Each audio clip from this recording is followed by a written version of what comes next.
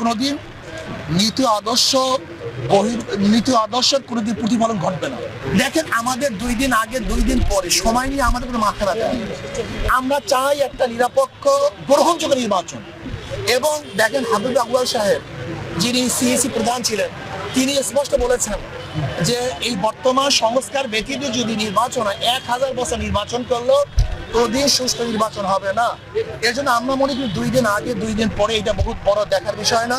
আসলে সংস্কার ব্যতীত যে নির্বাচন করে সেই নির্বাচন গ্রহণযোগ্য নির্বাচন হবে না, সুষ্ঠু নির্বাচন হবে না। ক্রিয়া নির্বাচন চাই, এর জন্য আসলে তো বিএনপিও জাতীয় সংসদ গঠন করতে চায়।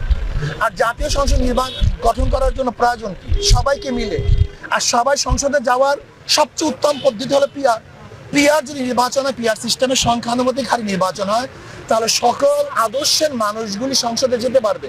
তাহলে সর্বজনীন সংসদ হবে। আর সর্বজনীন সংসদ যদি হয়, তখন